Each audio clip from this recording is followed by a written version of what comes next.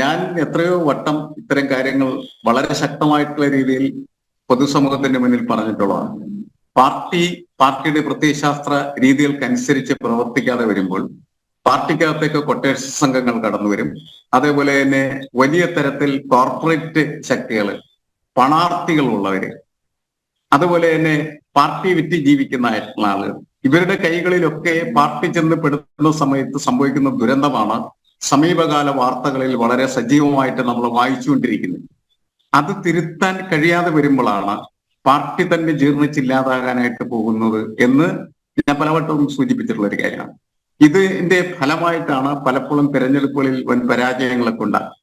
പല പരാജയങ്ങൾ ഉണ്ടാവുകയും പിന്നീട് ആ പരാജയങ്ങളിൽ നിന്ന് കരകയറി വലിയ വിജയങ്ങളിലേക്കൊക്കെ വരികയൊക്കെ ശരിയാണെങ്കിൽ പോലും ഈ സംഭവവികാസങ്ങളെല്ലാം നടന്നുകൊണ്ടിരിക്കുന്നതിനിടയിൽ CPM-ന്റെ സംഘടനാ സംവിധാനങ്ങൾ തകർന്ന് തരിപ്പണമായിക്കൊണ്ടിരിക്കുകയാണ് ചെയ്യുന്നത്. അത് ഓരോ ദിവസവും കൂടുതൽ കൂടുതൽ കൂടുതൽ മോശമായിക്കൊണ്ടുവരികയാണ് ചെയ്യുന്നത്. അതിന്റെ ഫലം എന്ന് പറയുന്നത് കുറെ കാലം കഴിയുന്ന സമയത്ത് ഈ സംഘടന എന്ന് പറയുന്നത് ഇവിടെ ഇല്ലാത്തതായിട്ടുള്ള സാഹചര്യം വരും എന്നുള്ളതാണ്. അങ്ങനെ വരുന്ന ഒരു അന്തരീക്ഷത്തിലേക്കുള്ള യാത്രയുടെ ഭാഗമായിട്ടാണ് ഈ ഓരോരോ വാർത്തകളും നാം എടുത്തു വെച്ച് വായിക്കേണ്ടത് എന്നുള്ളതാണ് പ്രധാനപ്പെട്ട കാര്യം.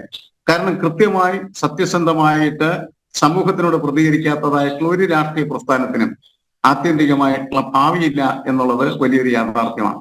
അപ്പോ അതിന് നിലനിൽക്കണമെങ്കിൽ, അതിന്റെ സംവിധാനങ്ങൾക്ക് നിലനിൽക്കണമെങ്കിൽ, അതിന്റെ നേതൃത്വത്തിന് അധികാരം നിലനിർത്തണമെങ്കിൽ അവർ ചെയ്യേണ്ടതായിട്ടുള്ള മിനിമം ചില പ്രോഗ്രാമുകളുണ്ട്. ആ പ്രോഗ്രാമുകളെങ്കിലും പൂർത്തീകരിക്കേണ്ടത് ആവശ്യമാണ്. ഈ സഹകരണ മേഖലയിലൊക്കെ സംഭവിച്ചുകൊണ്ടിരിക്കുന്നതായിട്ടുള്ള കൊള്ളകൾ എന്ന് പറയുന്നത് ആ പാർട്ടിയെ തുരന്ന് തീർക്കുന്നതായിട്ടുള്ള സംഭവങ്ങളായിട്ടാണ് കണക്കാക്കുന്നത്. ഇതിന്റെ ഭാഗമാണതല്ലേ? അതാണ് പ്രശ്നം. ശ്രീ PSN, ഈ മനുവിനോടുള്ള സമീപനം എങ്ങനെയായിരിക്കും? ഇപ്പം നോക്കൂ, പണ്ട് TP ചന്ദ്രശേഖരനെ പല രീതിയിൽ ഭീഷണിപ്പെടുത്തി, അദ്ദേഹത്തിന് നേരെ പല അറ്റംപ്റ്റുകളും നടത്തി, അദ്ദേഹം രക്ഷപ്പെട്ടു. പക്ഷേ ഒടുവിൽ അദ്ദേഹത്തെ 51 വെട്ടിലൂടെ അദ്ദേഹത്തെ ഇല്ലാതാക്കി. അന്ന് അദ്ദേഹത്തോടൊപ്പം പോരാടിയ ഒരു വ്യക്തിയായിരുന്നു MR മുരളി, ഷൊർണൂരിലെ. MR മുരളിക്ക് അധികാര കസേര കിട്ടിയപ്പോൾ അദ്ദേഹം കൂടെ നിന്നു. മാത്രമല്ല സമ്മർദ്ദവും ഭീഷണിയൊക്കെ ഉണ്ടായിരുന്നു കേട്ടോ. അവസാനമാണ് അദ്ദേഹത്തെ കുടിയിരുത്തിയത് ഒരു കസേരയിൽ.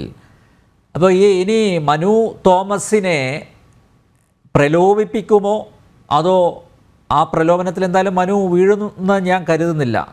പക്ഷേ ഈ പറഞ്ഞതുപോലെ ഇപ്പോൾ കൊട്ടേഷൻ സംഘത്തിൻ്റെ കൊലവിളിയാണ്, പരസ്യമായിട്ടുള്ള ഭീഷണിയാണ്. ഇനി ഇദ്ദേഹത്തെ അനുനയിപ്പിക്കാനുള്ള എന്തെങ്കിലും ശ്രമം പാർട്ടിയുടെ ഭാഗത്തു നിന്ന് ഉണ്ടാകുമോ അതോ സമ്മർദ്ദവും അതുപോലെ ഭീഷണിയും തുടരുന്ന ഒരു നിലപാടിലേക്കായിരിക്കുമോ പാർട്ടി കടക്കുക? അല്ല, അത് നമുക്കങ്ങനെ TP ചന്ദ്രശേഖരൻ വധക്കേസ് പോലെയുള്ള ഒരു സംഭവങ്ങളിലേക്ക് കാര്യങ്ങൾ പോകാതിരിക്കാനായിട്ട് അവർ ജാഗ്രത കാണിക്കാനാണ് സാധ്യത. കാരണം TP ചന്ദ്രശേഖരൻ വധത്തിൽ എന്താണ് പാർട്ടിക്ക് സംഭവിച്ചത് എന്ന് വ്യക്തമായിട്ട് എല്ലാവർക്കും അറിയാം. TP ചന്ദ്രശേഖരൻ വധത്തിന് ശേഷം അധികാരത്തിൽ വന്നു എന്നുള്ളത് ശരിയാണ്. പക്ഷെ പ്രശ്നം എന്താന്ന് വെച്ചാല് അതുവരെയും പാർട്ടിയെ നിലനിർത്തിക്കൊണ്ട് വന്നിരുന്ന അതിന്റെ ഒരു ക്രെഡിബിലിറ്റി, അതിന്റെ വിശ്വാസ്യത എന്ന് പറയുന്നത് അതിന് തകർന്നു പോയിട്ടുണ്ട്. ആ തകർച്ചയ്ക്ക് അത് വലിയ തരത്തിൽ വില കൽപ്പിക്കേണ്ടതായിട്ട് വന്നിട്ടുണ്ട്. ആ വില കൽപ്പിക്കുന്ന ഭാഗമാണ് ഇപ്പൊ തുടർന്നു വരുന്നതായിട്ടുള്ള പ്രക്രിയകളെല്ലാം നമ്മൾ ദൃശ്യമായി കാണും. അതുകൊണ്ട് മനു തോമസിന് അത്തരത്തിൽ ഒരു വഴി ഉണ്ടാകാനായിട്ടുള്ള സാധ്യത കുറവാണ് എന്നാണ് ഞാൻ കണക്കാക്കുന്നത്.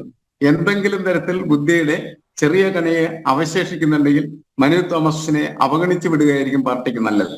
അതല്ലാതെ വീണ്ടും അദ്ദേഹത്തിന്റെ പിന്നാലെ നടന്ന് അദ്ദേഹത്തെ ഉപദ്രവിച്ച് അദ്ദേഹത്തെ വകവരുത്തി കൊട്ടേഷൻ സംഘങ്ങൾക്ക് പോലും അതിനുള്ളതായിട്ടുള്ള അവസരങ്ങൾ സൃഷ്ടിച്ചു കൊടുത്താൽ അത് തീർച്ചയായിട്ടും ഇതിനെ പതുക്കെ ഇങ്ങനെ മാച്ചു കളയാനായിട്ടുള്ള പ്രവർത്തനത്തിന് ആക്കം കൂട്ടുമെന്ന് മാത്രമേ ഉണ്ടാവുള്ളൂ. അതുകൊണ്ട് അത് ചെയ്യാനുള്ള സാധ്യത കുറവാണ് എന്നാണ് ഞാൻ കണക്കാക്കുന്നത്. മാത്രമല്ല കാലം ഇങ്ങനെ മാറിക്കൊണ്ടിരിക്കുകയാണ് ചെയ്യുന്നത്. പഴയ കാലത്ത് ഇത്തരം സംഭവങ്ങൾ ഉണ്ടായിക്കഴിഞ്ഞാൽ ഉന്മൂലനം ചെയ്യുക എന്ന് പറയുന്നത് എളുപ്പമായ കാര്യമായിരുന്നു. കാരണം അന്നത്തെ ഒരു പബ്ലിക് സ്ഫിയറിന്റെ ചിന്തകൾ എന്ന് പറയുന്നത് വ്യത്യസ്തമായിരുന്നു. ഇന്ന് അത് നടക്കാത്തതായിട്ടുള്ള ഒരു കാലത്താണ് ഞാൻ ജീവിക്കുന്നത്. അതുകൊണ്ട് അങ്ങനെ ഒരു ഉന്മൂലന സാധ്യത അതിനകത്തില്ല എന്ന് ഞാൻ കണക്കാക്കുന്നത്. പിന്നെ നേരത്തെ പറഞ്ഞ പോലെ പലതരത്തിലുള്ള അനുനയ ചർച്ചകളൊക്കെ നടത്തുകയും മറ്റൊക്കെ സംഭവിച്ചേക്കാം.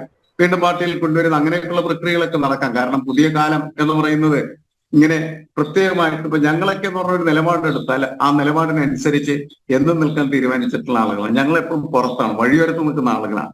അങ്ങനെയുള്ള ആളുകളല്ല നമ്മൾ ഈ പല ആളുകളെയും പരിശോധിക്കുന്ന സമയത്ത് അവർക്കൊക്കെ ഇതിനൊപ്പം നിൽക്കണം, അധികാരത്തിന്റെ പങ്കുപറ്റണം, കസേരകൾ ആവശ്യമാണ്, അങ്ങനെ ഒരുപാട് കാര്യങ്ങൾ അവർക്ക് നിർവഹിക്കേണ്ടതായിട്ടുണ്ട്. അപ്പോൾ അവരുടെ ഇടയ്ക്ക് ഉണ്ടാക്കുന്ന ഒരു കോലാഹലം മാത്രമായിട്ടൊക്കെ ചിലപ്പോൾ വേണമെങ്കിൽ ഇത് അവസാനിച്ചേക്കാം. അതല്ല, കടുത്ത നിലപാടിന്റെ അടിസ്ഥാനത്തിലാണ് അദ്ദേഹം ആ തരത്തിലുള്ള അഭിപ്രായത്തിലേക്ക് എത്തിച്ചേർന്നെങ്കിൽ ആ അഭിപ്രായമായിട്ട് അദ്ദേഹത്തിന് തുടർന്നു പോകാനായിട്ട് കഴിയണം.